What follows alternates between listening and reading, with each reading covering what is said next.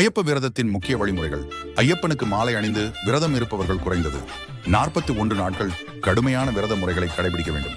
கார்த்திகை மாதம் முதல் நாள் அல்லது அதற்கு பின்வரும் நல்ல நாளில் மாலை அணிந்து விரதத்தை தொடங்கலாம்.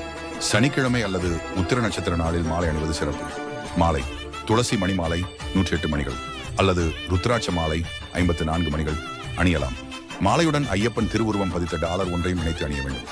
அணிவிப்பவர் பாரம்பரியமாக குருசாமி 18 முறை சபரிமலை சென்று வந்தவர். கையால் கோயிலில் பூஜை செய்து மாலை அணிந்து கொள்ளலாம். குருசாமி இல்லை என்றால் கோயில் அர்ச்சகர் மூலமாகவோ தாய் தந்தையரின் ஆசையுடனோ அல்லது ஐயப்பனையே குருவாக நினைத்து அணிந்து கொள்ளலாம். ஐயப்ப பக்தர்கள் என்பதை தனித்துவப்படுத்த கருப்பு, நீலம், காவி அல்லது பச்சை நிற ஆடைகளை அணிய வேண்டும். விரத காலத்தில் கடைபிடிக்க வேண்டியவை: தூய்மையின் வழிபாடு. காலை சூரிய உதயத்திற்கு முன்பும் மாலையிலும் குளிர்ந்த நீரில் குளித்து ஐயப்பனை மனதார நினைத்து சரணங்கள் கூறி வழிபட வேண்டும். தினமும் ஐயப்பன் திருவுருவப் படத்தை வைத்து பூஜை செய்ய வேண்டும். கோவில் வழிபாடு மற்றும் பஜனைகளில் கலந்து கொள்வது சிறப்பு. சைவ உணவை மட்டுமே உண்ண வேண்டும். மது, மாமிசம், புகைப்பிடித்தல் போன்ற தீய பழக்கங்களை தவிர்க்க வேண்டும். மாலை அணியாதவர்களின் வீட்டில் பால், பழம் மட்டுமே சாப்பிடலாம். மாலை அணிந்த பக்தர்களின் வீட்டில் சாப்பிடலாம்.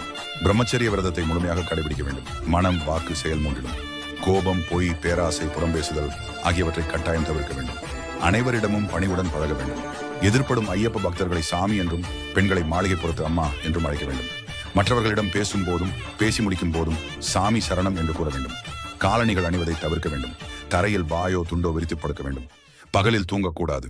விரத காலத்தில் சவரம் செய்தல், முடிவெட்டுதல், நகம் வெட்டுதல் போன்றவற்றை தவிர்க்க வேண்டும். பெண்களின் சடங்கு வைபவத்திற்கோ அல்லது குழந்தை பிறந்த வீட்டிற்கோ செல்லக்கூடாது.